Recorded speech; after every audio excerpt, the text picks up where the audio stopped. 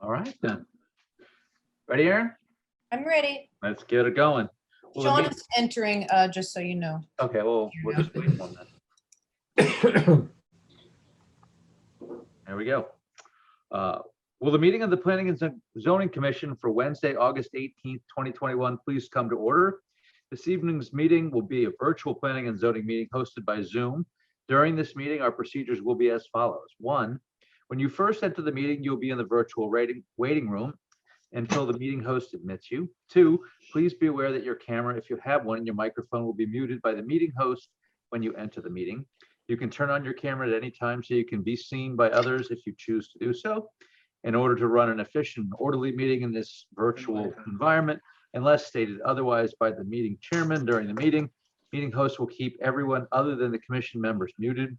You will still be able to hear everything said by the commission members, even if you are muted and your camera is not on. There will be the opportunity for public comment during public hearings, at which time public participants will be unmuted. 3, the secretary will read the legal call of the meeting as published according to Governor Lamont's executive order. 4, during the public hearing, the applicant will be invited to present the application, explaining to the commission and others what is being requested. The meeting host will share all related documents on the screen as needed. In addition, all applications and supporting materials for each application on the agenda are available through the public meeting calendar page on the town website, www.ci.guilfordus.ct.us, and also through a direct link on the planning and zoning page. 5, comments of town agencies will be read for each application if there are any. There will be clarifying questions from commissioners. 6, there will then be the opportunity for clarifying questions from the audience. Please raise your hand through the Zoom platform and wait to be called on and unmuted.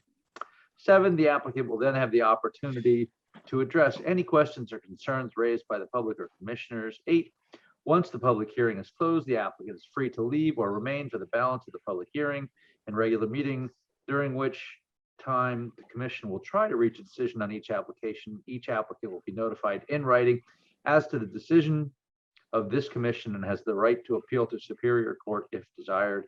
9, decisions of this meeting are available the day after the meeting by calling Planning and Zoning Department at 203-453-8039 or by emailing planning.zoning@ci.guilford.ct.us after 9 a.m. Please be nice to Lisa Piombino. 10, all actions taken through the commission will be by roll call. All commissioners and staff will identify themselves for the record before speaking. Seating this evening are the following members: Richard Wallace. Good evening. Alan Brown. Evening. Jamie Stein. Evening. Scott Edmond. Hello. Frank DeAndrea. Hello. Sean Cosgrove. I'm here. There we go. I'm Phil Johnson. I don't believe we've missed anybody. Have we, Alan? We got Jamie. Frank. Town staff here tonight are Aaron Mannix, our current zoning enforcement officer, George Kroll, the town planner, and Lisa Piombino, our recording secretary. This meeting will be recorded via the Zoom platform and made available on the town website for reviewing. Will the secretary now read the legal notice? Notice is hereby given that the Guilford Planning and Zoning Commission will hold a public hearing on August 18th, 2021 at 7:30 p.m. This meeting will be conducted through a web and phone meeting only. Attendees are advised to not go to the regular community center location because the physical meeting will not take place. See below sign in information to Zoom meeting. Jill and Robert Bender, 2031 Little Meadow Road, map 102, lot 44, zone R-8, special permit per section 273-36A to construct an accessory structure over 750 square feet. Kelly Streeter, 196 Whitfield Street, map 33, lot 11, zone R1, special permit for additional lot coverage for certain structures. Copies of these applications are available for inspection in the office of the Planning and Zoning Commission, Town Hall South, 50 Boston Street, Guilford, Connecticut. At this hearing, persons may attend and be heard, and written communications will be received. Dated at Guilford, Connecticut, this 27th day of July, 2021. Phil Johnson, Chairman. Thank you very much, Scott. Would someone like to make a motion to open? So moved. Second. Sean Cosgrove, Yes. Frank DeAndrea, Yep. Jamie Stein, Yes. Scott Edmond, Yes. Alan Brown, Yes. Rich Wallace. Yes. I shall also vote to 1, 2, 3. So everyone is seated tonight because we have 7, a full slate, a full seated commission. That's great. First item on our public hearing is Jill and Robert Bonner, or Bender, sorry. 2031 Little Meadow Road, map 102, lot 44, zone R8, special permits per section 273, 36A to construct accessory structure over 750 square feet. Is someone here to speak or present for the vendors? And, oh, hello, board observer. Hold on, you're muted, so I'm gonna unmute you, okay? Let's see. Still muted. How's Good that? evening. Got me? Now we're good. You're All on. right. Could you please state your name and address for the record, please? My name is Jill Boonder. I reside at 2031 Little Meadow Road here in lovely Guilford. Lovely. Talk to us. Give us the Um, full presentation of what you want to do. Well, behind me is my dream garage. And that is what the special permit is for a 2.5 car garage with a carport. I currently do not have a garage on my property, and I currently have very, very little storage in my house. So that is what I'm hoping to accomplish with said structure.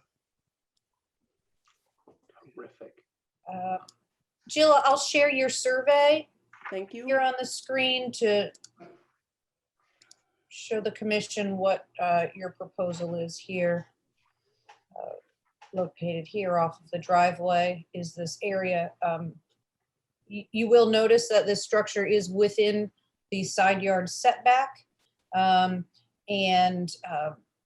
The applicant has gone before the Zoning Board of Appeals and obtained a variance for side yard setback requirements as well as lot coverage, as this is located in an R8 zone with a 5% lot coverage requirement. So that variance was granted and is filed on the land records. So it is effective. The rest of the structure will comply with zoning with respect to building height. Yes. Terrific. So it's just a structure over 750 square feet, correct, Aaron? That's correct. That's what triggers the special permit. Got it. Any questions? I mean, it's pretty straightforward to me. It went to before Zoning Board of Appeals. And obviously they granted the variance from the zoning code. So that's all good. Normally it would get kicked back to us and we'd ask if it's within setbacks, which would be a big no, but that's good that you went that route. Yep. Any questions specifically from commissioners? This is Scott. Is there a second floor on this structure? Yes, there is. And that's unfinished storage, correct, Jill? Correct. Yes. So no bathrooms in this? Nope. Just a garage.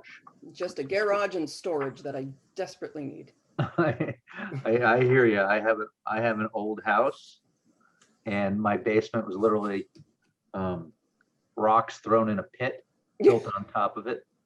And my garage was an old barn, Yeah. which was falling down. So I did a similar project. Yes. Again, I'll put it back. Any questions from commissioners with respect to this application? You have electricity and you have water both, right? Or do you just have electricity? Currently, I have nothing planned. You're not putting electricity in there at all?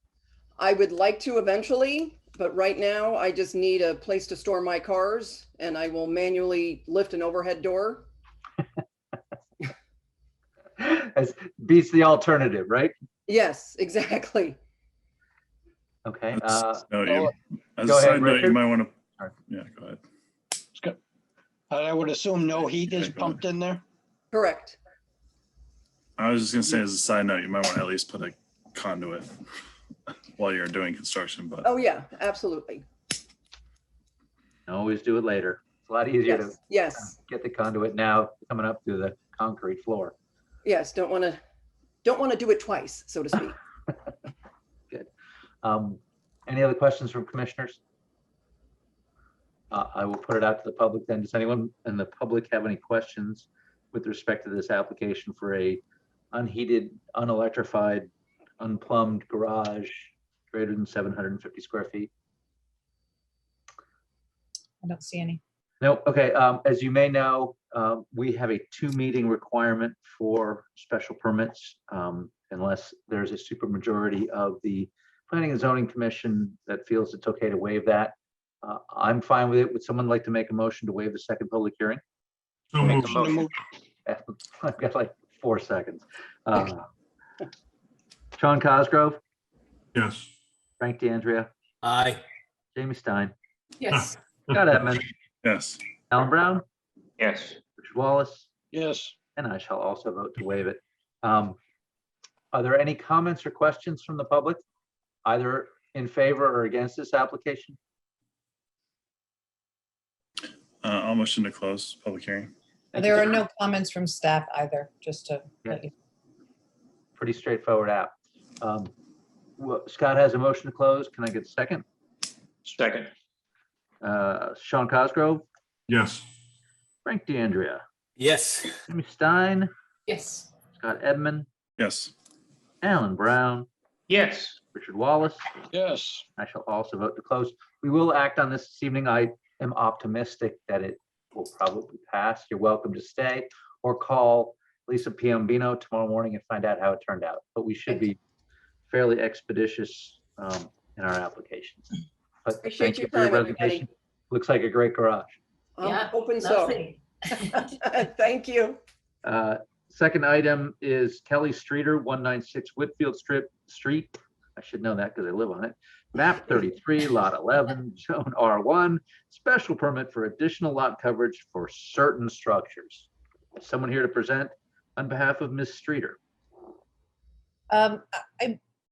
So I may have had some miscommunication with Russ Campaign Architect for the applicant.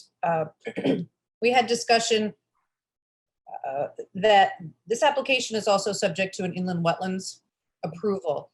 Inland Wetlands Department had tabled action on this application at their last meeting. And the earliest they could vote is their September meeting, which would push this actual action or closing the public hearing and taking action. The earliest date available for the Planning and Zoning Commission would be September 15th. Having already been advertised, the applicant was hoping to open the public hearing and continue it to the October 6th meeting, as there's question as to whether or not there will be a second meeting in September due to staffing. So that would be my recommendation for the commission if someone would like to open and continue this public hearing. Would someone like to I'll open and move. continue? so To moved. October 6th, is that what you said? Correct. Okay. Thank you very much. Richard Wallace, Yes, Alan Brown, yes, Scott Edmund, Yes. Jamie Stein, Yes. Frank DeAndrea, Yes. Sean Cosgrove. Aye. I will also vote to open and continue to the 6th of October. That ends our public hearings. We'll move to deliberation of the public hearings. Jill and Robert Bonder, sorry if I brutalized that. 2031 Little Meadow Road, as you guys can see up on the screen. This is an unheated, unelectrified, unplumbed garage with manual doors. It's pretty straightforward. The only reason it even requires a special permit is because it's over 750 square feet. I think it looks like a lovely project. I'm happy she got the variance from the ZBA. Any questions, any problems, any discussion? this Someone like one's to, bare bones and straightforward. be nice if they were all like that, wouldn't it? Who would like to make a read the proposed motion? I have it, Mr. Chair. Shoot. Voted that the Guilford Planning and Zoning Commission approve a special permit for Jill and Robert Bender for an accessory structure at 2031 Little Meadow Road, map 102, lot 44, as shown on limited property / boundary survey, zoning location survey, proposed garage land of Robert and Jill Bender, prepared by Giuliano Associates dated 10/5/20 and plan and planned elevation dated on July 9th, 2021. There is no conditions on this application. This special permit is approved based upon a finding that with the variance granted, it conforms with the zoning code. The special permit is effective on August 27th, 2021, and upon filing with the town clerk. Thank you, Richard. Any questions, discussion? Pretty straightforward. We have a motion. Would someone like to second that? Second. Thank you very much. Sean Cosgrove, Yes. Frank DeAndrea, Yes, sir. Jamie Stein, Yes. Scott Edmund, Yes. Alan Brown, Yes. Richard Wallace, Yes. and I too shall vote to approve this. Have fun with your garage. Thank you very much for your time, everybody. You bet. Take care. You too. Bye-bye. Do we have to go through the pending applications, Aaron? The pending applications have already been scheduled for public hearing, so that's just for your reference as a placeholder. We do have quite a few new applications that are being received this evening and scheduled for public hearing as well. Okay, And I'll just whip through them quick. that's fine. Yale New Haven Hospital, 125 Goose Lane, map 75, lot 13, zone C2, site plan application to install emergency generators, cabinets below grade duct banks, and relocate fire access to the rear building, received and tabled to October 6, 2021. Do I need to do these individually, or can we just do them all and then we'll do our last one? Aaron? That's fine. You can read through them all. Mark and Julie Haight, 651 Clabbert Hill Road, map 81, lot 34A, zone R8, special permit request per 273-36A to construct 32 by 45 detached barn. That's a nice barn. Receive and set public hearing for September 1, 2021. 2158 BPR LLC, 2158 Boston Post Road, map 78, lot 9, zone R5 and R8, special permit request for suit 273-36A to construct 4 30 by 96 greenhouses and a 60 by 120 foot wood frame structure for storage of water tanks. Interesting. Receive and set public hearing date for September 1. PND LLC, 115 Walnut Tree Lane, map 121, lot 11-10, zone R8, special permit per section 273-36A to construct 40 by 40 detached barn, an even bigger barn. Let's see, receive and set public hearing date for September 1, 2021. George Verba, 763 Mulberry Point Road, map 10, lot 131, zone R2, coastal site plan for installation of an elevator within 100 feet of the coastal resources. Receive and set public hearing date for October 6th, 2021. Thank you very much. Someone like to second those? Second. Thank you very much. Sean Cosgrove, Aye. Frank DeAndrea, Aye. Jamie Stein, Yes. Scott Edmund, Yes. Alan Brown, Yes. Richard Wallace. Yes. I too shall vote. Last item is Town of Guilford, 68 Fuller Drive, map 96, lot 4A, zone R5, site plan for sidewalk and drainage improvements. Receive and request action. Someone here to present on behalf of our fair town. Yes, Michael Chicharella, our assistant engineer, is here, making his debut. Welcome to the video. Thank you. I'm here on behalf of the town for 68 Buller Drive, which is Baldwin Middle School. This project was presented to our department by Rick Maynard from Parks and Rec and Cliff Gurnham from the Board of Education to improve drainage of the adjacent playing fields, as well as install a new sidewalk connecting the upper parking lot with the school building. We plan to construct a 5-foot concrete sidewalk along the road with a 3-foot maintainable snow shelf between the curb and sidewalk. To address drainage issues, we plan to install a 15-inch perforated pipe parallel to the sidewalk. That pipe will connect into an existing catch basin in the upper parking lot and run parallel to the sidewalk down Burler Drive before discharging onto a riprap splash pad near an existing pond. At the near the upper parking lot, we're planning on installing a Coltech 902 HD detention system, which I've designed for a 25-year, 24-hour rainfall event, and we'll be able to treat and store the first 1 inch of rainfall for the impervious upper parking lot. That system is also designed to allow for infiltration directly into the ground. Last week, this project was approved by the Inland Wetlands Commission. Happy to answer any other questions you might have regarding this. I was a little slow to the game here. Here's the, so this is the catch basin, and our discharge, as you'll see, traveled down here.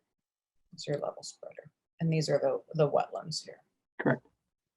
Is And it- this includes a new sidewalk around Bullard Drive as well, correct? Yes. Mike? Yep.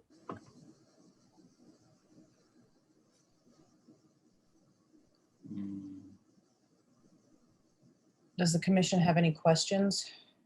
Just trying to get a sense for what we're looking at. Yeah, so upper Bullard left. Drive's all the, From this is on the, I guess it would be the east side, correct? The upper left Or is the the south upper side. parking lot. Yeah, so the South left, side, and these are the playing fields here. correct. Can I just, let me just do this quick, hold on. You want to look at the area? Go ahead. Can I- Yeah. So I'm thinking that's probably capped some water from Long Hill Road, right? Here's So- Baldwin, here's the tennis, are the tennis courts now considered the upper parking lot? Correct. So where those tennis Yes. courts are, it Yes. has been paved into a parking lot. Right, so we're just going like this, Yeah, right. Exactly, going down the sidewalk. side here to Correct. create a safe walkway for people from the parking lot to the school. Correct. And this is the low area in here, correct, Michael? Yes. Yeah. So on the right, closer to the school is the lower area, and there's a pond right in front there. Right here. Yep. Yep, and this is where everyone sleds. Yep.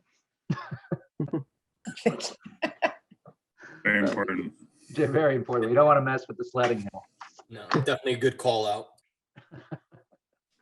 So what do we need to do? It's just a site plan. The site plan approval, yes. Okay, any questions from commissioners? What is that break in the roadway, right about what would be the ridge of where they go sledding, maybe? There's a white, there's also in the drawing, there's like some break in the Yeah. sidewalk. So that is an existing ramp. It's a small concrete ramp. We're planning on keeping that ramp and just tying into it. Oh, okay, for drainage, got it. Or That's for the runoff. sidewalk, actually.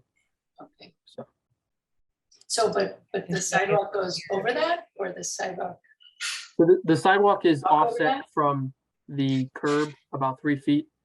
So, and that That's right existing here. ramp, which is right there, we don't plan on, we just plan on tying into it. So,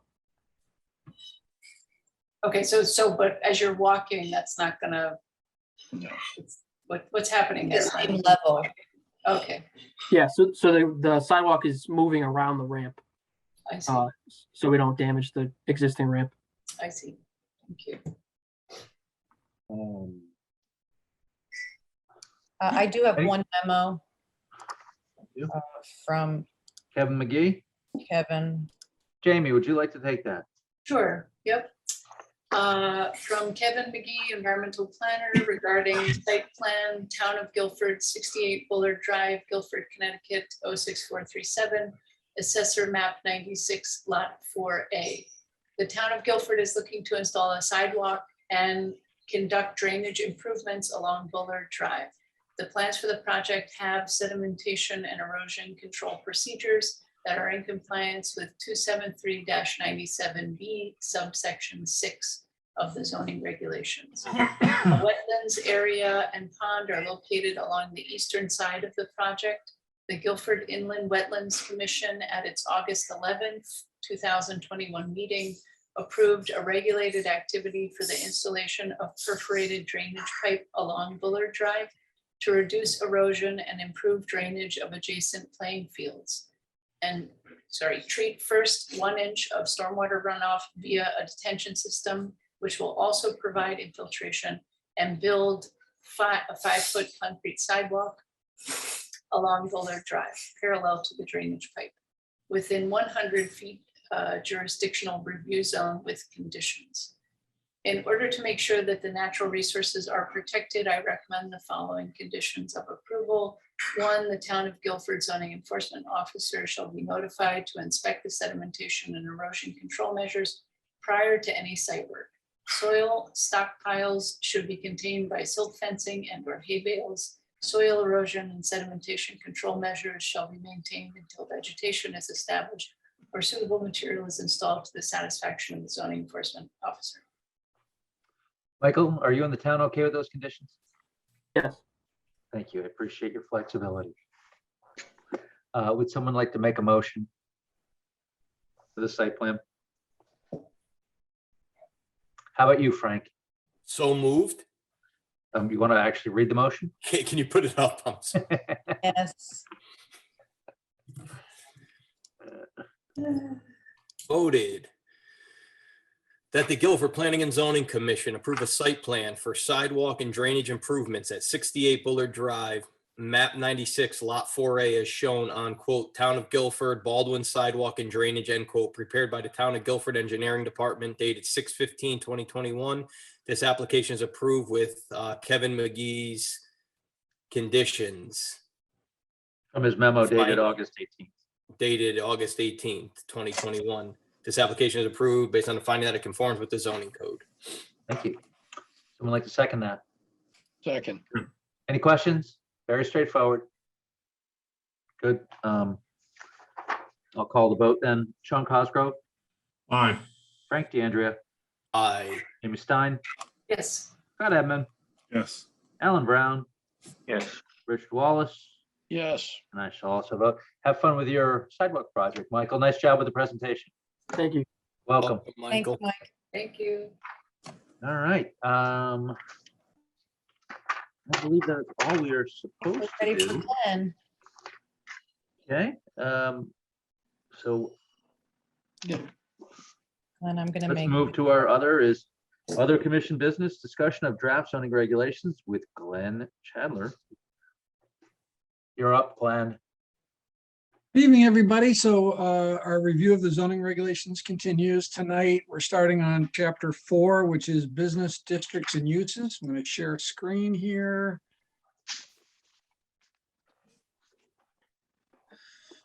Let me make that a little bit bigger here. The business district and uses section of the regulation has gone through some of the more significant changes here based on input from the commission, discussions with staff. A number of the zoning districts have been consolidated, and then the language has been integrated along the way. As we were working on the regulations, we found some discrepancies between what the text in the regulation said compared to, was that table 5, Aaron? yes. The use table. And so the challenge we ended up with was trying to exactly figure out what the regulations were supposed to say. So George and Aaron and I put our heads together, looked at the permitted uses, and crafted essentially a new business zoning section, which merges the appropriate zones with each other based on their similar characteristics, location, and then went just with a zoning use table, as you'll see in these various sections, and also consolidated the area and dimensional standards. And our goal was to not make anybody non-conforming as a result of this, so that we would end up with a organized set of regulations. As part of our effort here, we have created 3 maps that reflect the existing zoning designations, the proposed zoning designations, and then the changes. So I don't know where the commission wants to start in terms of the text. And for example, here we'll see here on the first page, that what is currently the C1 zone, which is really the area around Guilford Green, has been titled the Guilford Green Business District. We point that out. So we'll be able to kind of consolidate, talk it through, and then we can go back and look at the maps later. What's the commission's preference here? I'd kind of like to see, can we flip back and forth between the map and the changes? Just to get a sense for the consolidation? Yeah, I think, I don't think I have the maps up, so just give me a second here to get the maps up.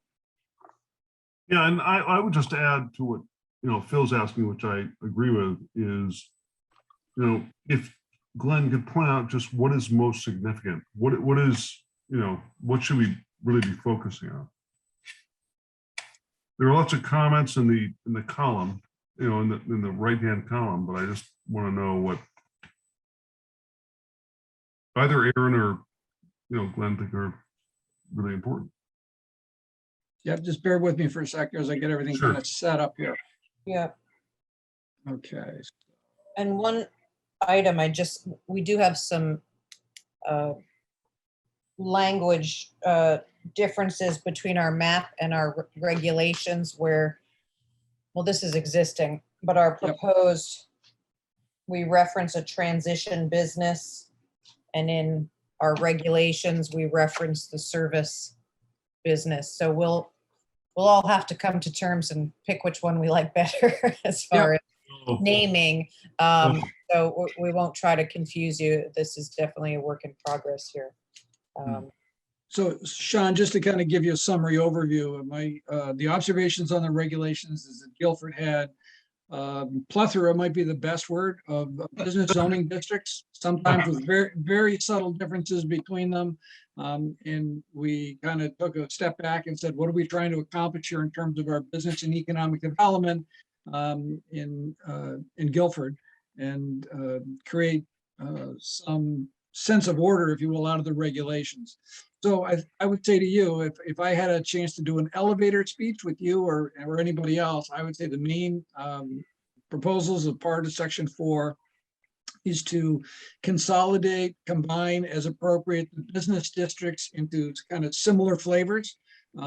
We've also tried to remove confusion and redundancy in the language in terms of the uses permitted and resolve some of the conflicts between the table versus the text, and to bring the dimensional standards into symmetry as well. So I think those are the three main performance objectives we were trying to accomplish here. As Aaron indicated, this is the map. Maybe I'll make it a little bit smaller. I'm only making it smaller here so it doesn't overlap the, at least on my screen, the layout view that has some of the commission members on the sidebar. So this is the existing zoning map in the districts, and the listing is over here. They're all together, so I can scroll back and forth between them. This is now the proposed zoning map. And we have consolidated some of the zoning districts. You can see it's sort of, I'm going back now, how the plethora of colors. We've tried to identify them based again now on sort of performance locations based on that. And so a number of the zoning changes are name only, but this is the third map in the set. It actually highlights the zoning map changes. And so, for example, in this dark green color, it looks like it's mixed use open space to what we call State Street North. So those are the nature of the changes. Hopefully that's right. I'm not sure I got the color. Yes. Estimating here as we go along. There were 2 marine districts down along the shoreline. Both of those have been merged into the marine commercial district. So those are some of the changes that have occurred here. So again, just going back to the very beginning, these are the existing zoning districts and how they're laid out in Guilford. This is how they've been combined and consolidated. And then these are the specific changes. And so, Glenn, I've noticed along, I think it may be Whitfield Street. If you go back down, just above, I'm not sure it's R6 or R4. Whitfield is, here's the green, so Whitfield is here. Yep. Yeah. And there was a blue area that was changed all to purple. So I'm not sure what, All right, so let me go to the other map.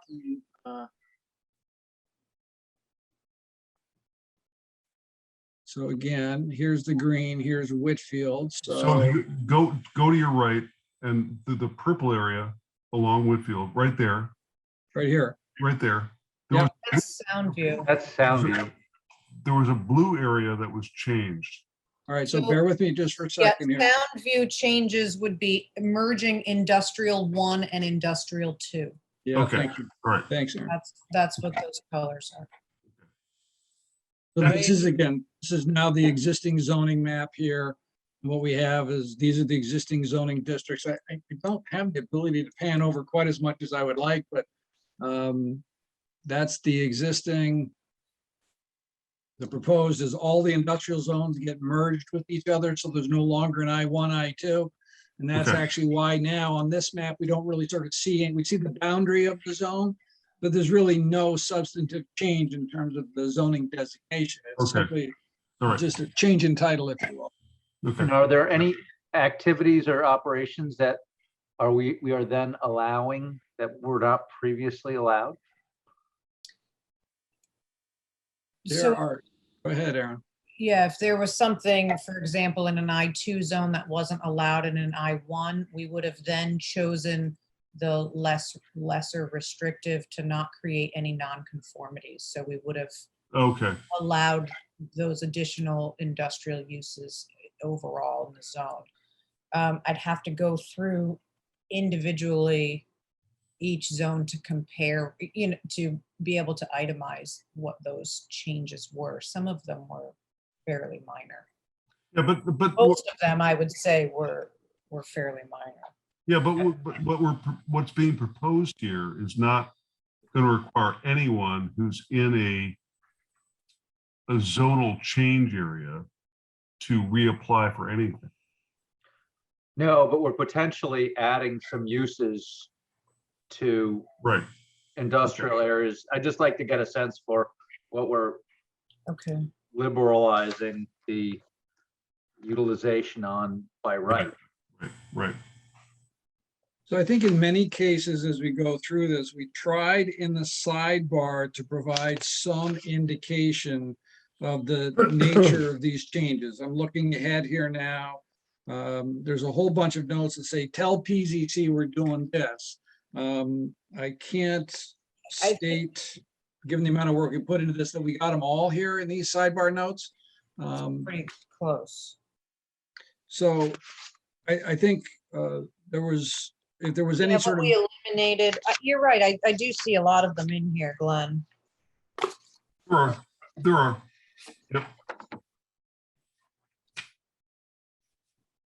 The one, this is apropos of what we're talking about right now, but I do see that there is something on page 4-1 that says drive-throughs allowed in all districts by special permit. I just want to make sure that at some point, if not tonight, then later, that we talk about what the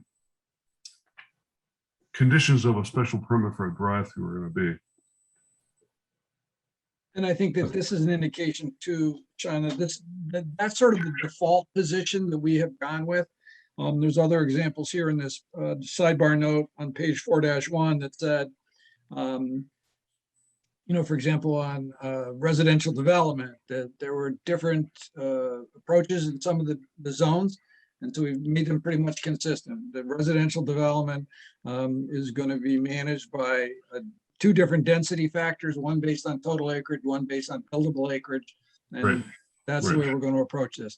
And so as we go through the regulation, this section, if the commission has issues, concerns, let's please talk about them so that we make sure the regulations reflect what the commission's desire. To the extent what we're doing is rationalizing what we have as a tool to conduct our business and to allow people to understand, what the regulations are, so it's more user friendly. We're going down the right path. Sean, this is George. Just a couple of things. With respect to any significant either liberalization or even anecdotal liberalization or restriction in any of the zones, I think we've tried to highlight those in the sidebar notes, which you'll get to when we go through it. We've tried to avoid doing that based on the original intent and mission for this whole project. On the subject of drive-throughs, however, because of the topical interest in that subject and the need to rationalize our whole approach, I think that's an item that we want to set aside as a separate kind of discussion. Specifically the drive-through issue and where drive-throughs are allowed, and then to a lesser extent talk about the special permit criteria. But as Glenn said, the default is we're allowing drive-throughs in this draft in all commercial zones, but we do want to revisit that topic.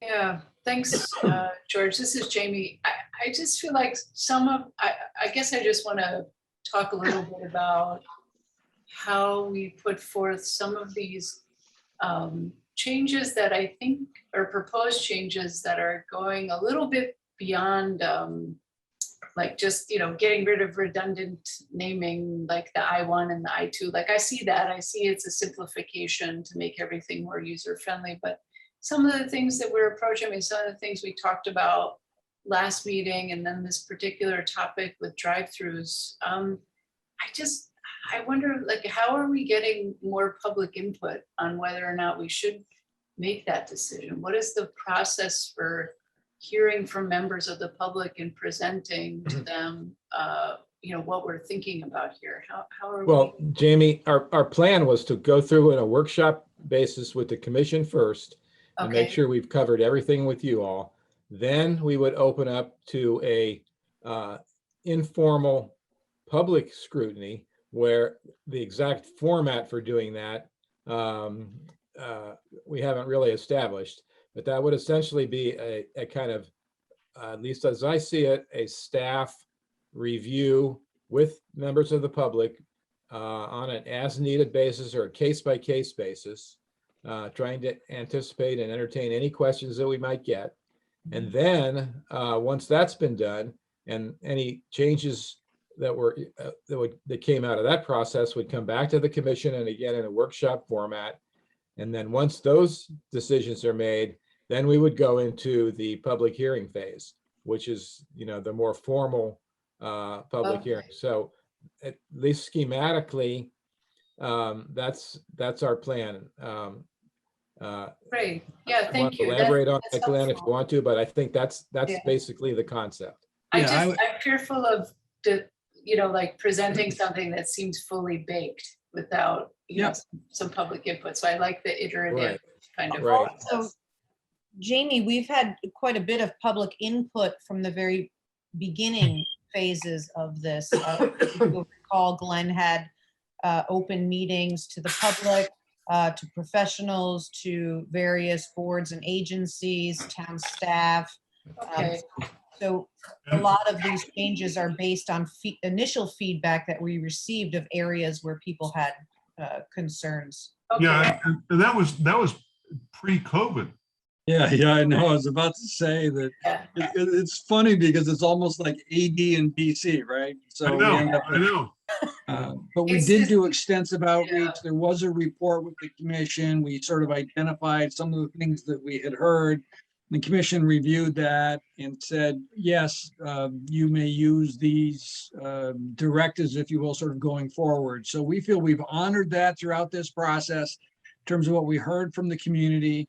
Following the community meetings and then the discussions with George and Aaron coming back to the commission, we did observe that the business zoning district, we were sort of moving in the direction almost every property would have their own zone.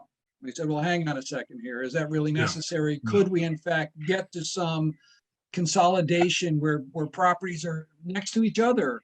If they're treated differently, they're treated differently for a reason. And the commission gave us some guidance and some opportunity, if you will, to do that.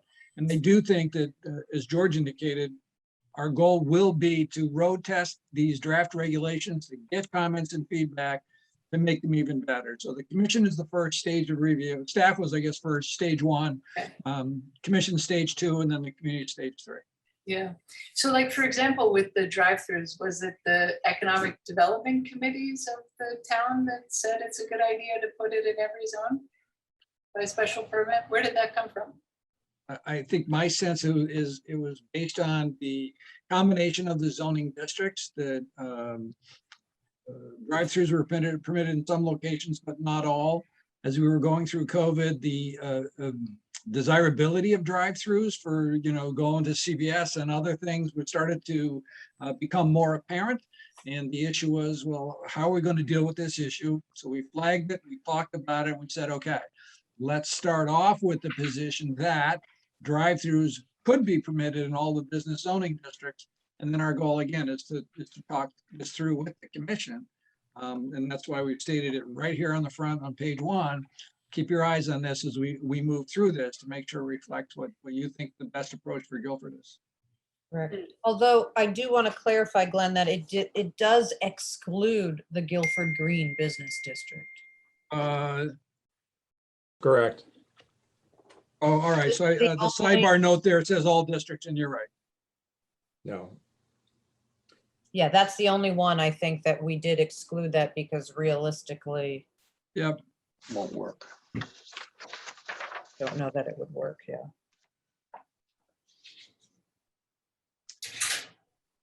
Okay, so let's back up just for a second. On page 4.2, item 2C, there's a drive-through Oh, we did. facility can be applied for, but not for a restaurant. So you can apply for it. So the question is, depending on the extent of the Guilford Green, if there is a place or a way that it can fit in with the design principles, characteristics, and everything else that we hold dear, okay, you can apply for it. It's not automatically excluded. So again, please keep this in mind as we go forward, and we'll flag things and we can certainly come back to them. Right. I think this one particular in Guilford Green relates to the Guilford Savings Bank that does have a drive-through currently. And that is currently C1 would be renamed Guilford Green Business District. Could I backtrack here for a second? Of course.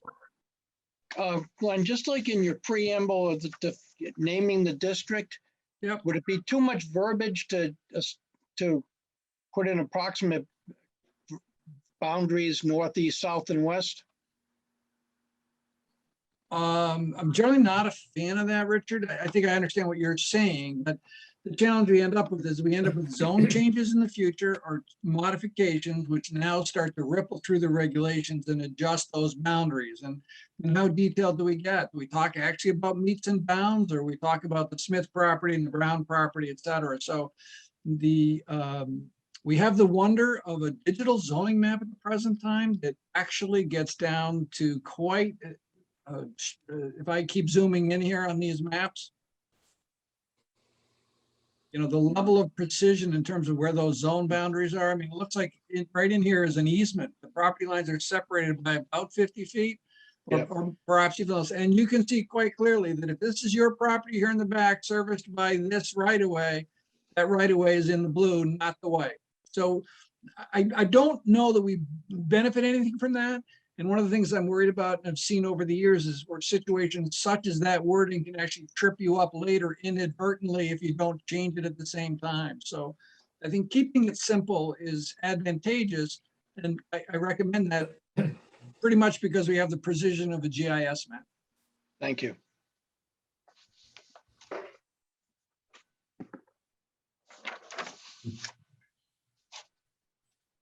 I think if the commission's comfortable, I think that we started to kind of walk through the districts and kind of give you a sense of where they've come from and where they are. That might be helpful. And then if there are issues that come to mind, we can flag those as we go. Does that You want your dessert? That's sound good. like a plan? Sure. The little one. Yes. So the first district here on page bear with me just for a second. This is the proposed zoning map. Okay, here we go. So is this the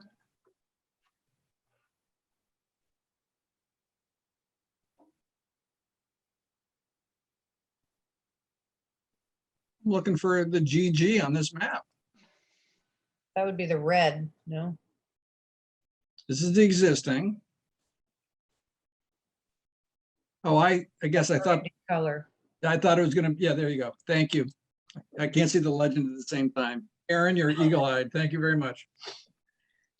So what is currently the C1 district is now going to be called the Guilford Green District, because essentially that's what people know it as. C1 is not meaningful to people. They don't really sort of know where it is. And so it would be, in essence, this area. We've set up the regulations with a brief purpose statement at the front. We've listed the principal uses and structures that are permitted, either no zoning permit, with zoning permit from staff, with site plan approval from the commission, and then what you need a special permit approval for. And then we've also identified the different accessory uses and structures that are permitted in the district. At one point in time, we had tried to have a large table which listed all of the uses in the districts that they were permitted in, and it really got unwieldy because of the number of districts. And then we're also a little bit concerned about the long-term maintenance of this, because what we again found was that at some point in time, the Guilford regulations got split. We had the Word version, which was the text, but an Excel version was created to make it user-friendly or make it simpler. But the wording got different between the two. And what that creates now is a nightmare in terms of which one's actually valid, and you got to track it down, et cetera. So the decision we made here was, maybe it's not quite as efficient as it might be, but realistically, if somebody is looking for which zone will accommodate their use, we felt that this structure or framework would make it really quick for people to find. Maybe not as quick as a table, but you're less likely to have long-term management issues. And just a question. Could be for Aaron or George, likely more George. When was the last substantive change to our zoning regulations that had to go to town meeting, that you know the town would have been aware of changes? This has to go back a long way, right? What do you mean by the zoning regulation changes don't have to go to town meeting? The zoning regulations are approved, adopted, modified, et cetera, by the Planning and Zoning Commission. Now, if you mean by public hearing, we have to have a public hearing for any zoning. Yeah, okay, all right. There's no town meeting approval required. Okay, then I'll simplify the question. When was the last substantive change to our zoning regulations? Well, we've changed it. We've made a couple of changes in the last couple of months. We changed the drive-through requirements in one of the zones. Right. We've changed the residential household age restriction in two different zones. So we've made changes like that, frequently over the months and years. Is that, I don't know if that addresses your question. I guess what I'm driving at is how substantive will the changes that are contained within Glenn's recommendations be?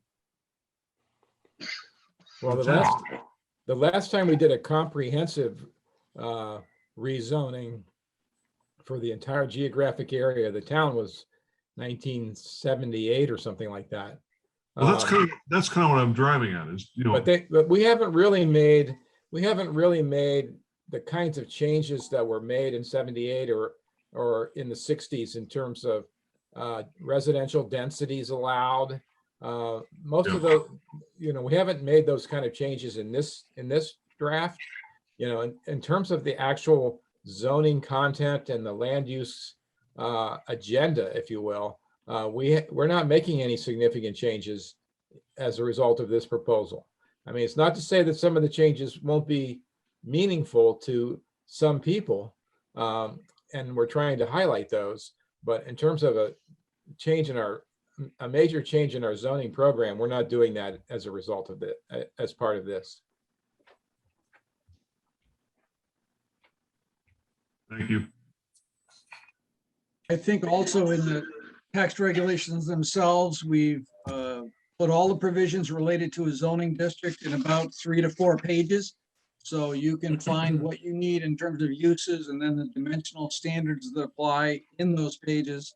And then also, put any additional provisions in there. So that's a quick overview, I think, of the Guilford Green District, which is currently known as the C1 district. This zone really is just basically kind of a rename. In other words, there was no change of zoning other than the name change. The next zoning district is the commercial district. I think from looking at the legend that I've got here printed out, the commercial district is this bright blue.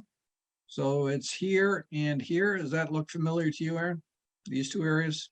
Right, C2, C4, and C4W, which is the Sullivan property, right? Yep. Or the on River Street. So I think some of these parcels also Yes. CD. So we've used the same, just going to pop back and forth here just for a moment back to the text itself. Let me catch up here. Right, so the CD, we did sort of, that's a unique one where we took those 5 parcels and put them with the zone closest to them. So that's a little unique. And again, the purpose statement, the listing of the principal uses, the different types of approvals that are required. I think you may have noticed earlier on that we currently in the regulations, package store is called out individually, and the state regulates the number of package stores in town. And so the issue is it's a retail store of one type or another. So that specific distinction has been removed for your consideration and just grouped in with retail stores. Hey, Glenn, if you, are you hoping that we're seeing text now? I'm not sure if you know that we're just still on the map.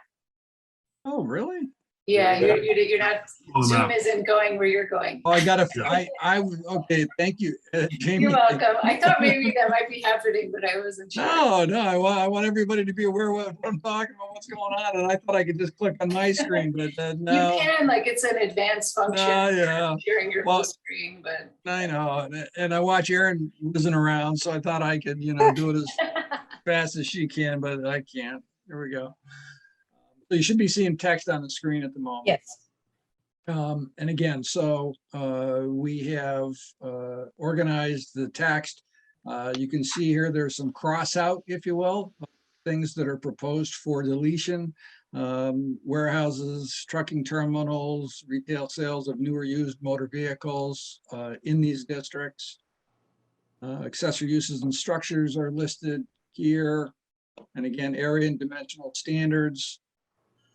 We did in this. Glenn, let me go. Glenn, can I go? This is George. Let's go back for a moment to the retail sales of alcoholic beverages, or whatever we used to call it. As the commission knows, we have now this antiquated rule that requires that there be a separating distance between retail store package stores, and also requires a special permit to have a retail package store. And then there's some separating distances from hospitals and schools and some other rather quaint old regulations relating to retail stores, all of which we've proposed to eliminate. So there will continue to be the state restriction on the number of stores allowed, which is based on population. But in terms of where they might locate within commercial districts, they can go anywhere any other retail store is allowed. So that's to some people that might be a significant change. Well, the especially to stores, I'm sorry, what? the distance in between stores that is That like was eliminated. Right. Now that will probably be a significant change to some of the existing retail liquor store owners. Meaning they wouldn't want it because it could potentially provide additional competition. Right. It could mean that the store right next to Frank's on the green, which is currently a dry cleaner, I think, on one side and a hardware store on the other, could be another package store would go right next to Frank's. But that's only if one of the existing ones would move its license. Correct. Or we get a new license as a result of population increase, which if you saw the most recent the 2021 population data for Guilford, that won't happen because we actually lost population from 2010 to 2020. So yes, that's correct, Frank. So, so liquor permits are given so many per amount of people? Yes. Yes. Okay, Exactly. so, okay. Do we, And does it's in controlled by, Guilford, it's controlled by the state. right? Yeah.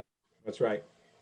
Does Guilford have sufficient population to have a marijuana dispensary? I know I've been seeing a lot of that discussion back and forth on the planning boards. Yeah, I personally haven't gotten into all that yet, but maybe Glenn or Aaron has, but It's essentially designed to mimic the same type of, it's designed to mimic the liquor laws. Right now, the town of Guilford has prohibited medicinal marijuana dispensaries. And the commission and the town as a whole, I think, in light of this new legislature, will have to explore whether or not they would want to entertain. we haven't included any of that in this proposed draft. I see. I was gonna question that because No, that's going to be a separate discussion for sure. Yeah, I think a couple of public acts this year have some, a number of provisions that probably the commission might need to deal with separately, independently, and we can merge those in with this. But you may want to act sooner than we might be ready to adopt. So you should do, I think, that separately. Yeah, Right. I think the accessory dwelling stuff is also like, we Yep. would have to, okay. Right. And so, yeah, so I think we didn't deal with that. That has, as of January 1, accessory dwelling units are allowed under state law in any zoning district that allows a single family dwelling on the lot. So as of January 1, if the town has not opted out by then, that goes into effect. And you have to have opted out by January 1 of 2023. So there's a little bit of additional research work that I can help George and Aaron with, or they may want to, handle that process separately. So that's certainly not in the business here. There were some provisions, this blue box here on this page is to tell the commission that there was some language in some of the zoning districts that limited the maximum amount of office space to a certain amount of square footage in some of the different zoning districts.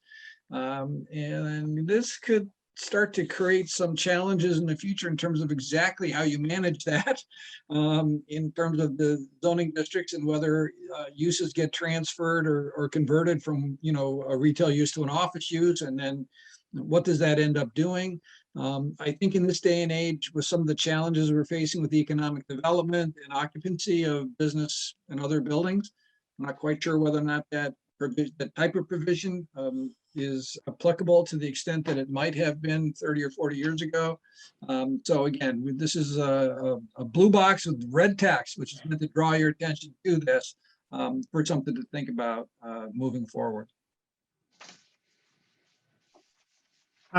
So Aaron or George, do we have any buildings that have more than 650 square feet right now?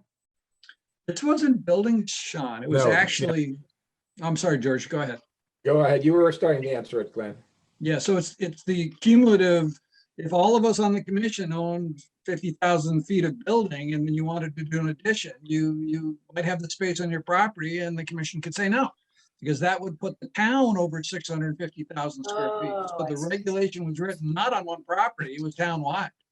Yeah, it was for a total. yeah, Oh, okay, all right. Yeah, I was like, wow, we have a 650,000 square foot building. Well, we certainly know that off the top of our head. So the inequity of that is if you're first in and you build the biggest building, Yeah. then, Right, you know, sure. I don't know where- want to build a larger building. We're all- Yeah. Right. I don't know where that idea came from, but it was really I- not a good idea and it was unworkable and just didn't make any sense at all. So we're proposing to scrap it. Yep, that makes sense. And I'm planning to build one next year. Well, okay, well, the race is on. We'll adopt before you can get there. The next zoning district that's in the regulations is the industrial district. Again, as it says here in the blue note in the sidebar, this is the I-1 and the I-2 combined. We do have a couple of sidebar questions here for you to think about when the time comes, which is whether or not you want to allow lodging facilities in the industrial zone. You know, there is a provision under state law that you do not have to accept an affordable housing development in an industrial district unless you otherwise accept a residential use. And so this question is a lodging facility a residential use? And there are positions that. But Glenn, is a lodging facility defined somewhere? So, you know, I'm thinking about Airbnbs and, you know, that kind of thing. I mean, a lodging facility can mean a hotel, motel, but are we defining it? I'm looking at it now, Sean.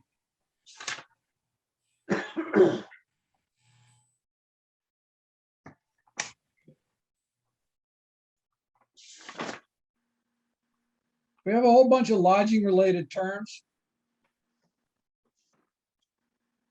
So an establishment that provides temporary accommodations and related accessory services for transient guests for compensation.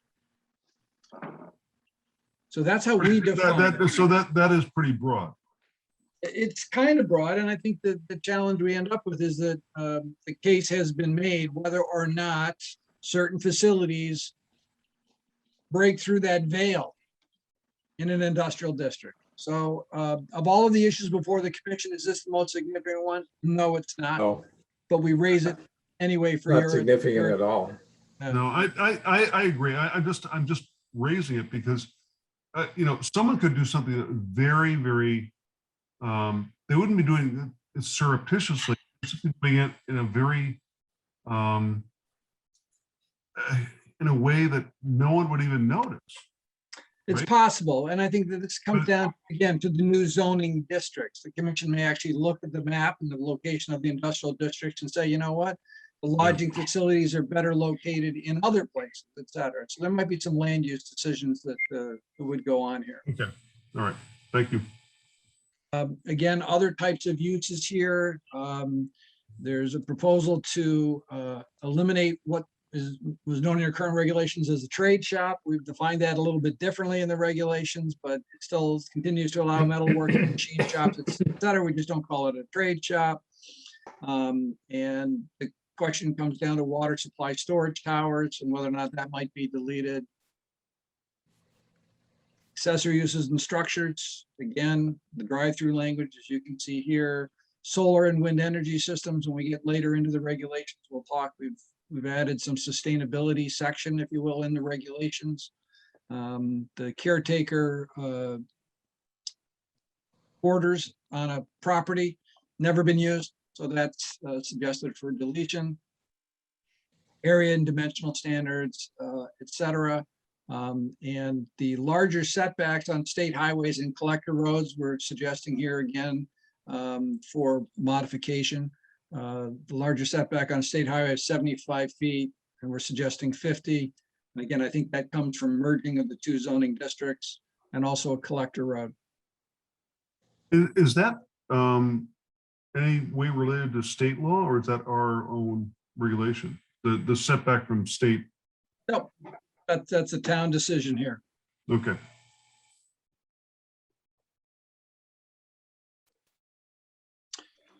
The next business zoning district is the Marine Commercial District. Here we have two zones in town right now, which are similar to this. One is the C2 Marine District, I'll call it, and the other one is the Marine Recreational District, MR1 zone. And they had some similarities between them, and so we're suggesting that those be considered for merger.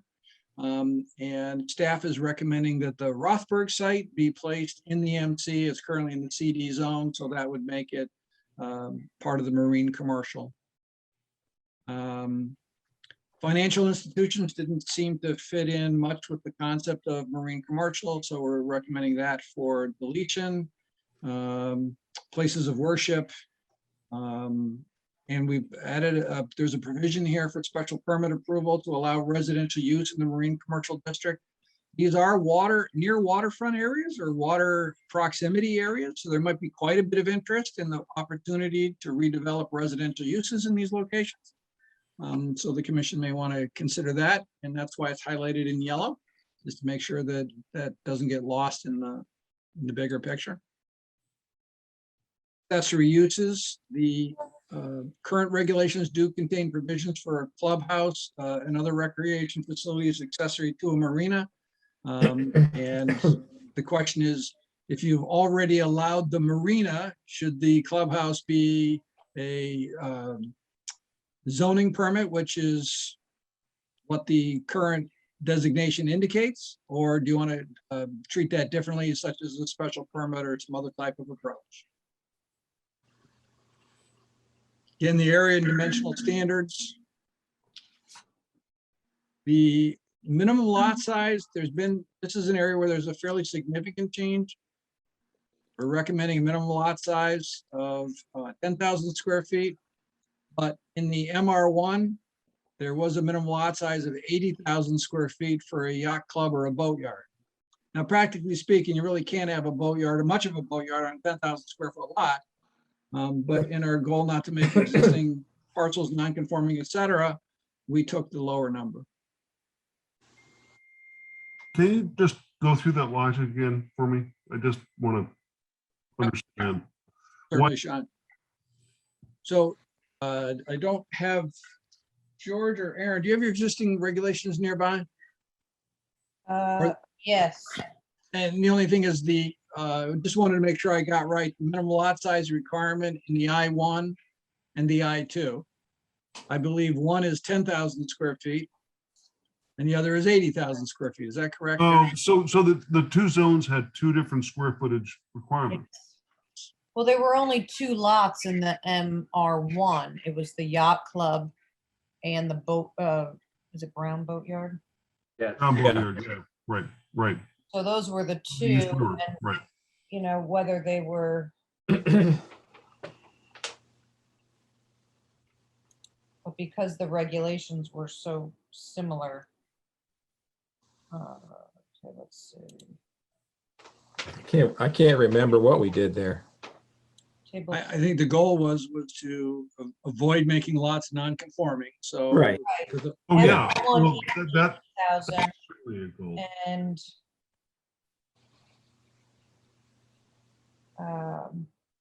C2M, right? C2M is 10,000. Yeah. Yep. So we went with the lesser. Right. Okay, that makes sense. So I think those are the marine commercial districts. Right. So the next zoning district is what we call Post Road West. I think, George, is this the district that we noticed that one of these zones is actually over on the east side of town? Yeah, I got confused about that. The terminology was, The Yes. service district, definitely, yes, there is some question of if we should keep direction. Yeah, the west, In our the plan. west and north and all of the other stuff. I Yeah. would agree with that. So we got to work on the names here overall. But this was essentially the mixed use conservation districts. I think we had the MU, the C1, C2, and C3. Is that No. correct? Uh, 'Cause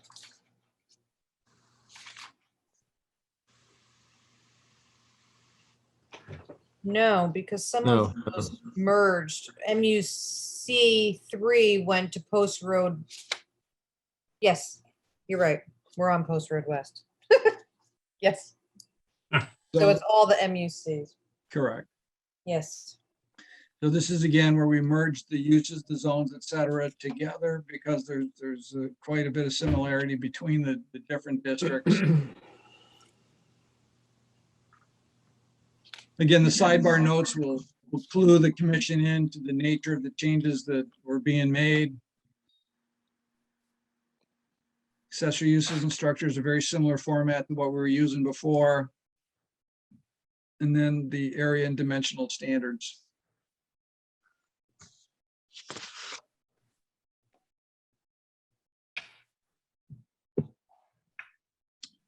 And all of the zoning districts do have the supplemental provision here, additional provisions, we've called it. So if there are unique provisions within the district, again, the applicability of design review essentially in all zones. In certain situations that a context plan is required so that we understand the coordinated development of adjacent properties and the requirements for buffering to residential districts. So in addition to the normal uses and dimensions, we've also highlighted some of the additional provisions that apply. I think one other thing here, actually, the current regulations limit building size. And we've converted that building size limitation to a special permit. So the issue would be if the building is up to 100,000 square feet or it was 75,000 square feet in the MUC3, above that, you just couldn't do it. And we've modified that and said, okay, well, you can apply for that by special permit, and that gives the commission additional controls, if you will, to review and look at. That would be the big box provision. Yeah, except this isn't, Retail. yeah, so it's mostly an office related district, Phil. Yeah. Offices, research labs, so it's not really a big box No, retail store, but it could be a bigger box building. right.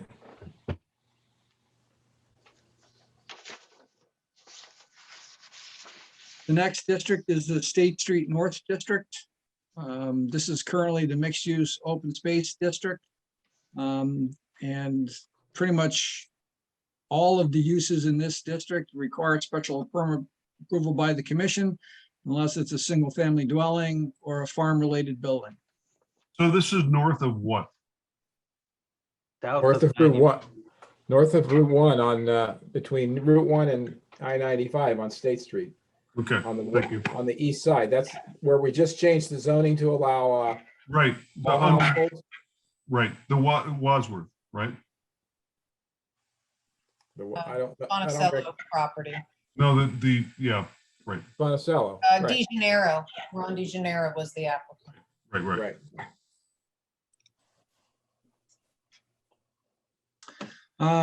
Currently in this district, there is residential development is permitted when it's age restricted. And so this is an area, again, the commission could consider that as part of our review of the regulations.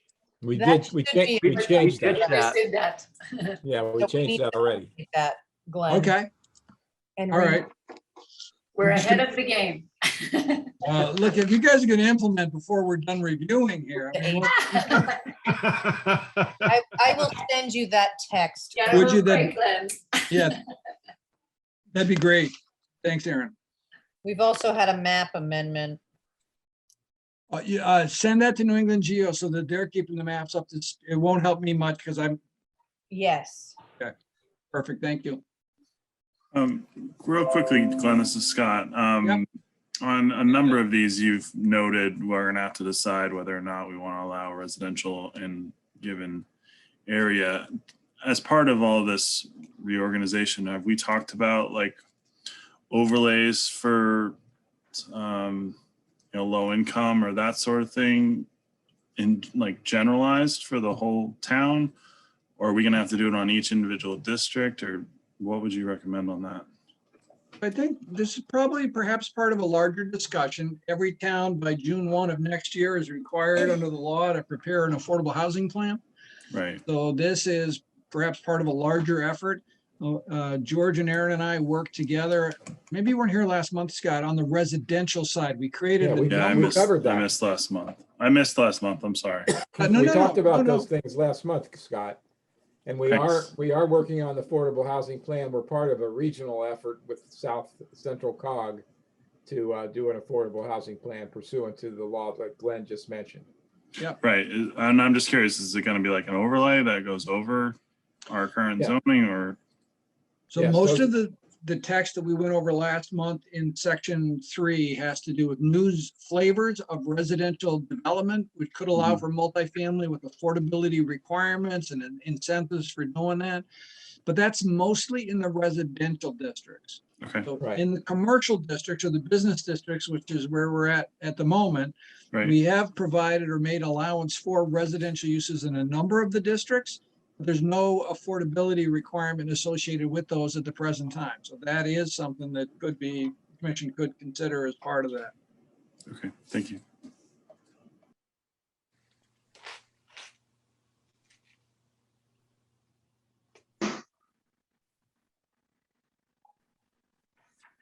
Yeah, there's a kind of a unique provision here again in the State Street North District that has to do with road and sidewalk planning, which is depending on how circulation is going to work in that area to require that it be considered. So when Aaron shares the regulations with me, if this continues to be applicable, we'll leave it in. And if it's not applicable anymore based on the recent text change or whatever, we can take that out. No, it is. It's still going to be in there. Good. Thank you, George. Just the age restriction.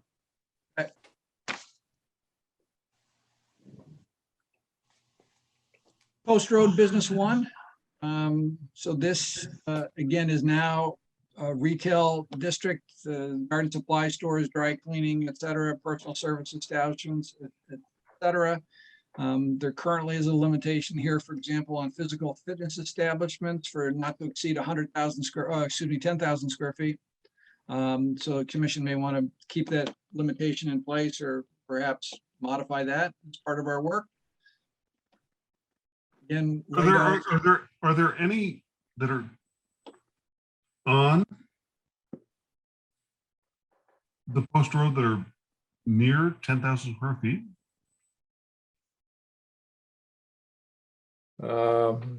Planet Fitness or whatever it's called, isn't that what it's called? Planet Fitness?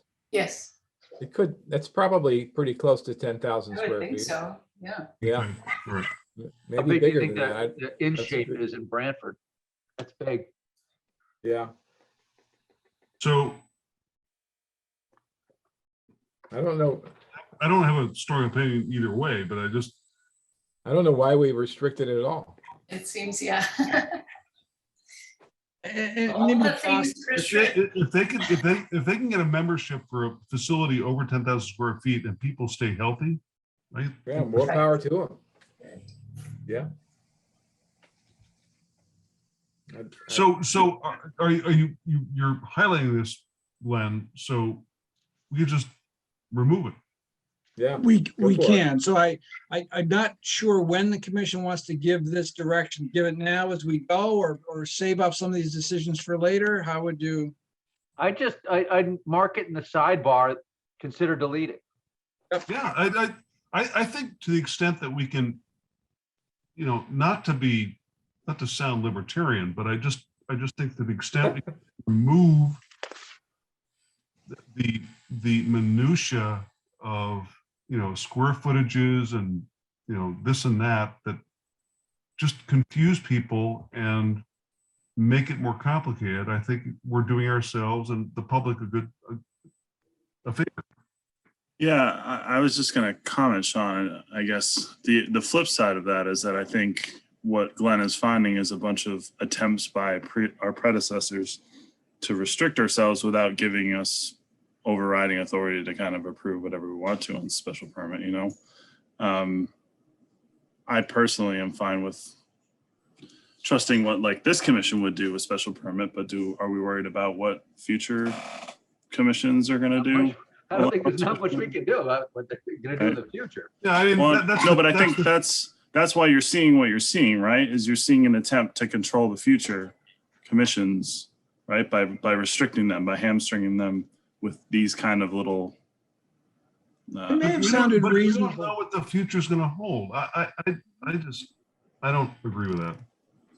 Well, I think we can, it's up This to is the not a commission. special permit use. No, and if we wanted to say, if it's above 10,000 square feet, simply you need a special permit, or we could just get rid of it and say, if somebody can make a wonderful physical fitness establishment that's 12,000 square feet, why not let them go? Yeah. So again, these are policy issues that come up often in situations like this. True.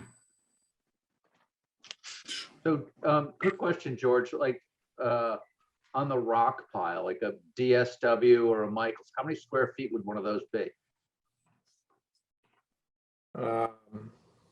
Some of those are about, I'd say they're in that range. Yeah, I think So they could be converted. Yeah. Yep. Well, we're not talking, that's a different zone. Yes. Oh, But- true. Yeah, so I'd have to look at that number, but Yeah, I mean, 10,000 is 100 feet by 100 feet, right? So yeah. it's a pretty big Yep. space. 200 feet by 50 too. Yep, could be that. I want to see somebody go into the third dimension, the third. Yeah, right. Who's Right. quick on the 25 by math? 400? 9 o'clock at night.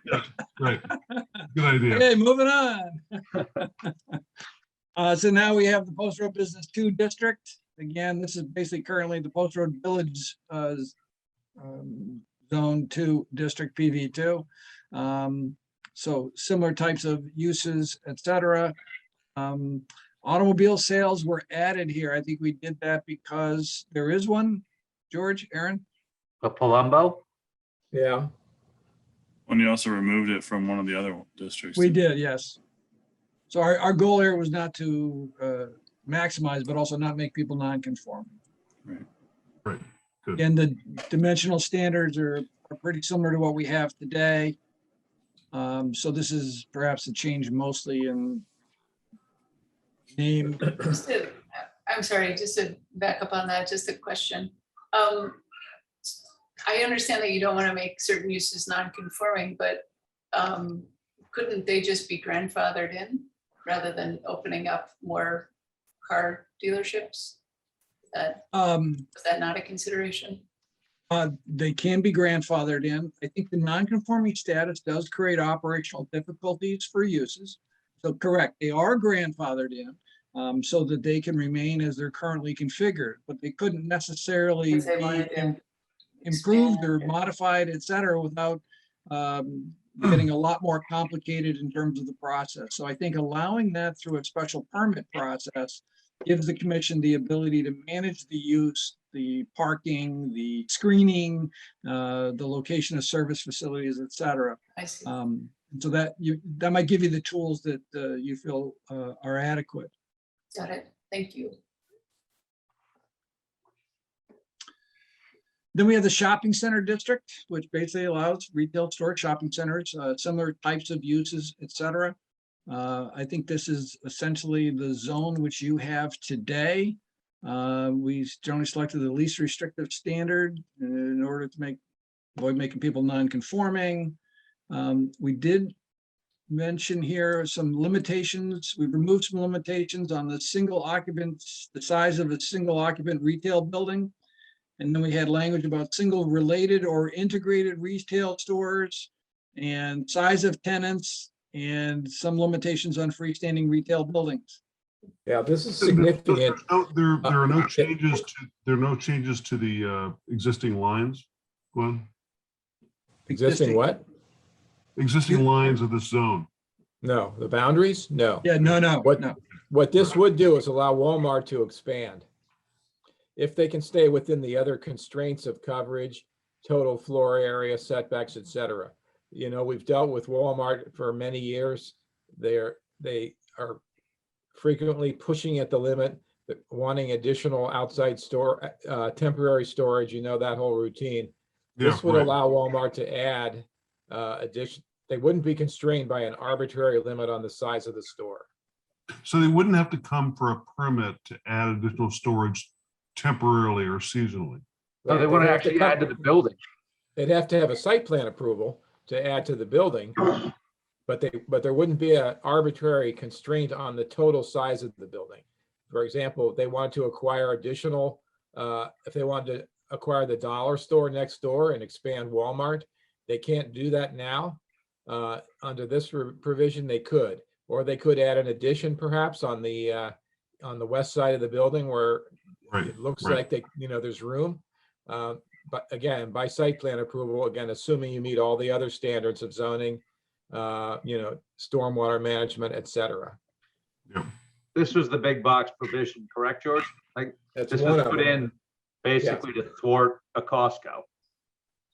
Right. Yep.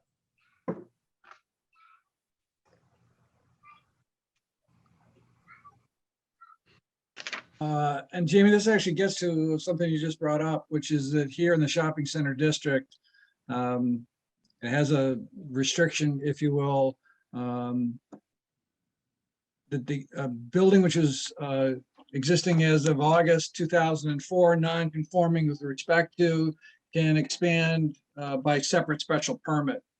And no expansion shall exceed 5% of the total floor area of the building. So I'm not quite sure where that language came from, George. We'd have to actually go back and kind of figure that one out. That was added to allow Big Y to expand, 20 years ago or whatever it was.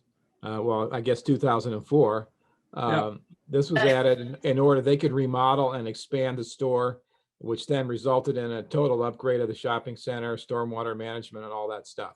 Yeah. So maybe we don't even need that language anymore. I'd have to think about that for a second. If we do the other thing that eliminates the maximum store size. Yep. It seems like that provision might be redundant. I've made a note, George, and we can come back and revisit that. Right. The next zoning district here is the Service Business East. We think this one is on the east side of town, so we think we're in the right area on this one. And this is the TS1 and TS2 districts essentially combined. Purpose statement, the permitted uses in the various zoning districts, site plan, special permit, etc. The format again consistent throughout here. Accessory uses and structures, what's permitted, area and dimensional standards. And again, I think those zones were similar, so the changes here weren't dramatic. And Aaron, you don't have to put the map up again, but can you just tell us what this district encompasses? This is the main commercial area on the east side. This is where McDonald's and everything is located. All right, so mostly Route 1? Yeah, it's all on Route 1. Okay. It includes the TS district. There you go. That's the existing zoning, I think, right? This is the proposed. Bear with me. I just want to make sure I understand which color is the Service Business East. It's got to be. It's green. It's got to be green. There you go. Green. You guys are way ahead of me. Yep. Okay.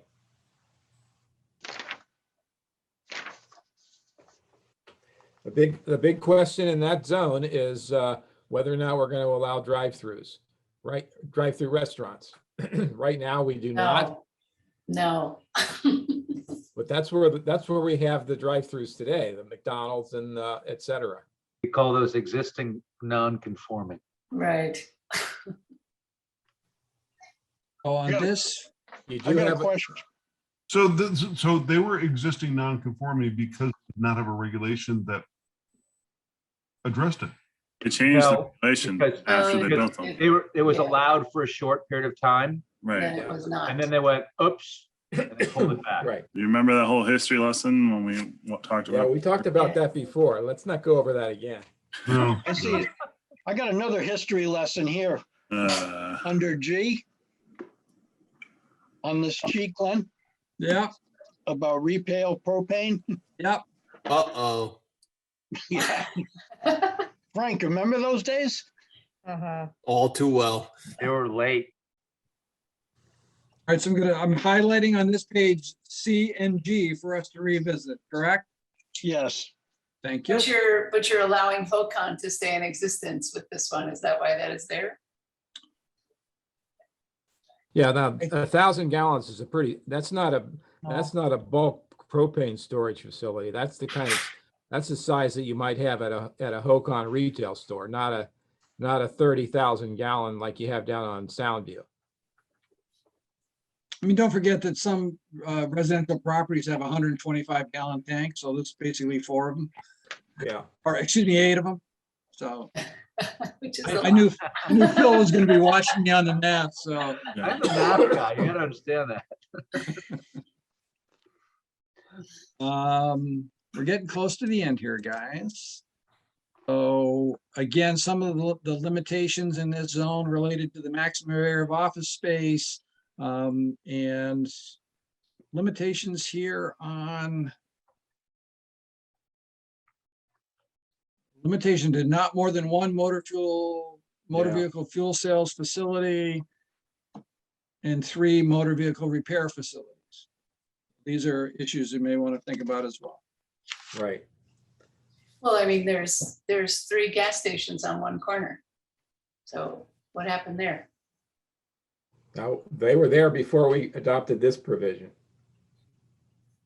George, when it comes to stuff like that, should that be covered under like our business development plans for certain areas? It should, and we're proposing to scrap this, just like we proposed to scrap the total floor area requirement for offices. Right. So like, couldn't we as a town develop like a business plan, and these kind of restrictions could be in that business plan of like recommendations, not restrictions, but recommendations. Yeah, they would be more in the order of recommendations than Right. law. But at least it would be something for people to lean on if we. Right.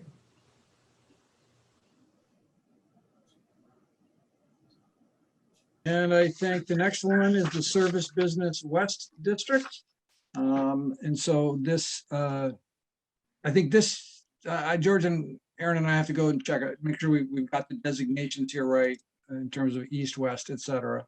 Garden supply stores, but not major retail stores. Retail stores are by special permit rather than a site plan approval. Lodging establishments not to exceed 15 rooms, which is a pretty small lodging facility overall. What are we calling this? What is this labeled now? Thank you, Phil. Let me go back. Service Business West. Bear with me just for a moment. This is basically probably Route 1, right? Yeah, they're all on Route 1. Yeah. Which I mean, there's a Red Roof Inn there. It would be TS2. No? No. TS2, TS3, CD, TS3, MU, C1, and TS2. Kind of working my way east to west at the top of the Yeah, hill. no, I think this is the one where Aaron pointed out early in the meeting that the titles weren't consistent yet.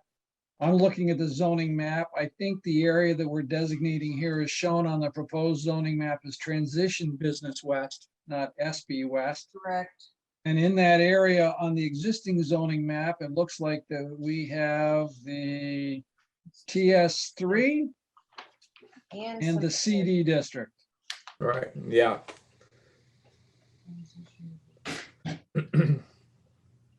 So right now, I can go back to the zoning map if you want. We have, I would like you to do that. That'd be great. yep, happy to. Bear with me just for a moment.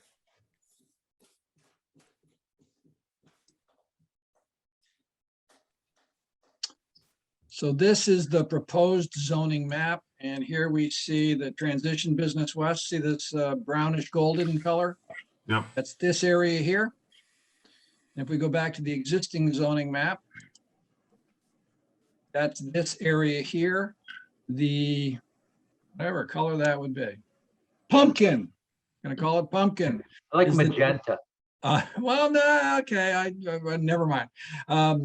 The TS3 is these two sides, and then the purple is the CD in the middle. So here in this short section, we have multiple zoning districts that kind of flip-flop back and forth to each other. And essentially what we've proposed is put it into one district, treat all the properties essentially the same in that particular area. So if you recall, I believe there's what used to be Broadway Masonry. There's now the multi-housing unit. Is that correct, George? That's on the corner of Moose Right. Hill. Yes. And then this is the, Yeah, that- Gatehouse Gatehouse. West. Yeah, that's in there. and extending down like to maybe Anthony's down this way. Anthony's is in the green. No, Okay. yeah, not that far. Yeah. I think that Maritime is the last property in the green on to the west, on the south side, right there. Okay. So Maritime is there any merit to consolidating this with what we call TS2? TS2 is more liberal in terms of the types of uses allowed. Yeah, retail uses. Full scale retail and restaurant. There's nothing wrong with liberalization as long as it's not, detrimental to the neighbors. Well, I think that's the problem, is everyone on Yeah. the west side always thinks that, oh, you're just, Yeah. shoving So- stuff in our direction. Yeah. That'd be a fairly significant change. So this tan area here, this is the existing zoning map right now. This tan area here is the TS2. Yeah.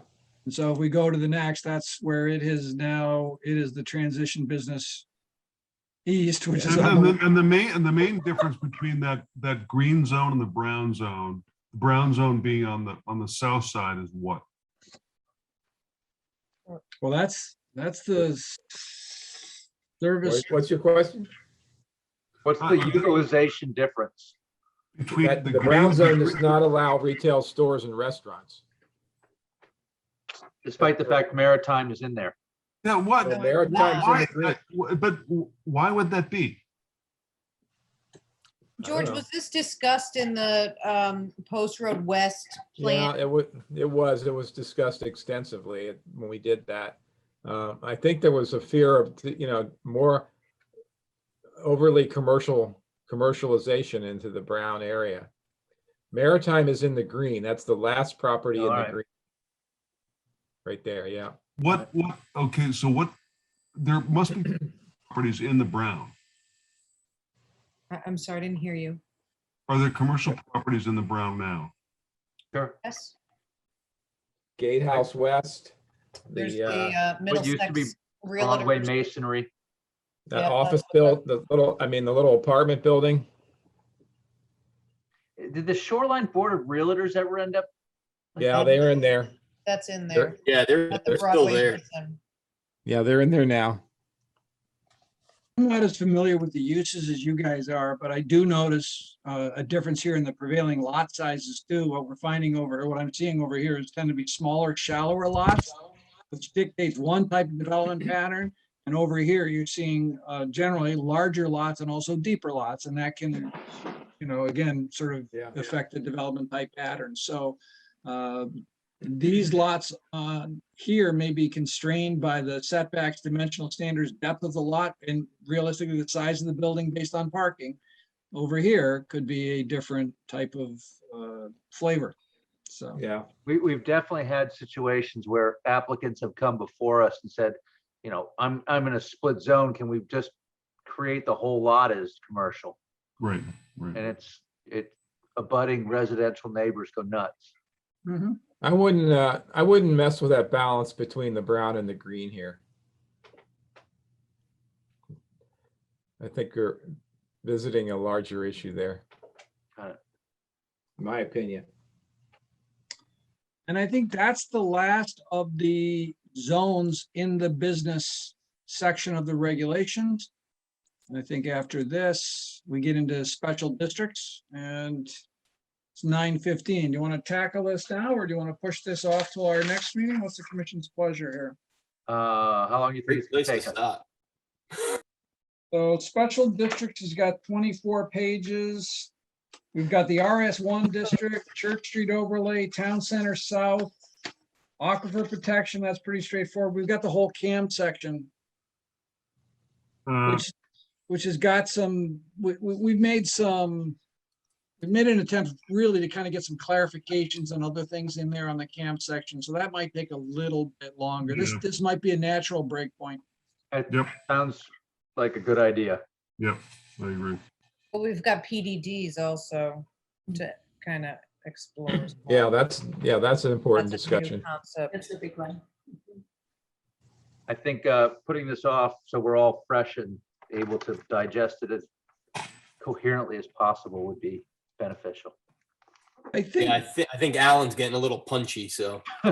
How about Jason, another country heard from? I think just for the commission's overview here, I think as we get through section 5 now, we will have been through the zoning districts themselves. And those really are the major changes, if you will, where we're kind of making policy decisions in terms of uses and certainly in the business zones in terms of locations. But when we start getting into section 6, which relates to uses, 7 related to standards, some special provisions, and then the procedures, these are mostly trying to make sense of the existing text.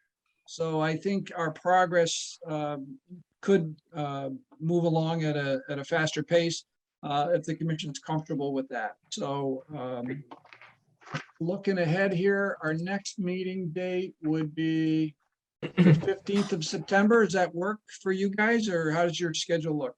Unfortunately, at this time, it probably is not going to work because George is not around and neither will Aaron be. And neither will I. Neither will I was gonna suggest, however, that, my not being there is not necessarily a constraint on going forward with this discussion. But it's really up to the commission. How does everyone feel about trying to find another date in the following week? On like the 22nd? On like, Yeah. I have a conflict on the 22nd, but the 20th or 21st is available if the commission wanted to shoot for that. That would be the Monday, Tuesday that week. Yeah, I'm not good on the 21st. I would be good on the 20th. I don't know how good, but If the commission's comfortable, I think it's possible. If you wanted to go ahead on the 15th, we could. The meeting is going to be, I guess we would need somebody to assist us. I'm not sure how to tape a Zoom meeting or to take. We'd have to set Phil up. well, unfortunately, Phil's in California. Okay, I understood. All right, so then. Yeah, so then do we want to perhaps do that without Phil, without Aaron, without George? I'm Yeah, with you. okay. Yep. Sean Let's and shoot I for- are secondary. Let's So why shoot for the fall. Let us do a little checking for the following week. Yeah. And So maybe- what we'll do is we'll shoot out an email to all commission members. Yeah. Okay. Suggesting a date and time.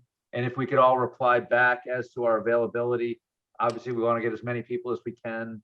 Right. Be able. Now, this would not be a regular planning and zoning meeting. We wouldn't be doing any other business.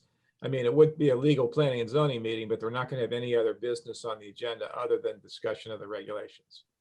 Good. And I think the following week too I have the Wednesday, the 29th. It's what I call the 5th week of the month. So that one would work as well. So I'm just going to put a hold on either one of those and we'll follow through with George's suggestion on a doodle poll or something. Okay. Wonderful. All right. Thanks, y'all. This is so much work, really. Thank you so much for. Thank you, Glenn. Great. Has anyone had a chance to review the minutes from our last meeting? Mr. Chairman, Yes. I got a correction. There we go. Bring it out. I was referred to as vice chairman. Oh, well, okay. Yes. We'll I strip, mean, in a prior life I was, but we will strip you of that title. as amended. Any other corrections to the minutes? Would someone like to make a motion to approve the minutes? So moved. Thank you. I have a second. Second. Second. Thank you very much. I'll call the vote. Sean Cosgrove, Aye. Frank DeAndrea. Stain. Oh, okay, big A. Jamie, Yes. Scott Edmund, Yes. Alan Brown, Yeah. Richard Wallace. Yes, I too shall vote to approve the minutes with Frank abstaining. With no further business before the Planning and Zoning Commission, would someone like to make a motion to adjourn? If Oh. I may just steal a moment, Mr. Chairman, I wanted to inform the commission that I will be leaving the town of Guilford in the beginning of September. I've accepted a Boo! position with the town of Madison. Oh, well, congratulations, Erin. It's a bittersweet farewell, and I am sad to leave in the middle of such important business that we have invested so much sweat and I know. energy to do this, but Oh, you will be missed. You will be missed. Erin. Absolutely. thank you. Yeah, Yes, we'll miss Thank you, you, Aaron. Aaron. I can only hope that We're my gonna miss you. future commissions can be as well working as this one. I really can say that it's been quite a pleasure working with all of you. You have been very considerate in all of your actions, so I do appreciate that. And I will be here for the September 1st meeting, and then I'm gonna throw it all George's way and see how we make out. But Put it all in his lap. he'll master this Zoom thing, or you'll be getting a request to go back to in-person meetings soon. But you'll be around through the Zoning Board of Appeals meeting next week, correct? Yes, my last day in the office will be September 3rd, Friday. If anyone is so inclined, one of the issues that's coming up with the ZBA next Wednesday is the appeal of the cease and desist on 311 Old Whitfield Street, which has the potential to be impactful and throw us back into the fire. So hopefully they see it as something to support our zoning enforcement officer on and us, but we'll find out. So. So you might, Aaron, be careful. You might find Eunice might move to Madison. Madison. Matter of fact, we might encourage her to do it. It already lives in Madison. No, No, the Eunice. rescue Eunice. will come to Madison. Oh, okay. Oh, right. Sorry. You have 2 strikes on you. With no further business before the Planning and Zoning Commission, would someone like to make a motion to adjourn? So moved. Second. By a showing of hands, all in favor? Let the record show that there's unanimous consent. Right. And I hope to see some of you at the Planning and Zoning, Zoning Board of Appeals meeting next week. Same time, but Wednesday of next week, right? Not too many. We don't want to skip a meeting here, Phil. Is it a Zoom? It is Zoom. It is Zoom. All that stuff's on the I'm happy to website. report the outcome to you. Hey, Aaron, send that link over, will you? Yeah. All right, everyone, have a great night. Thank You you. too. Good Yeah. night. Good night. Good night. Aye.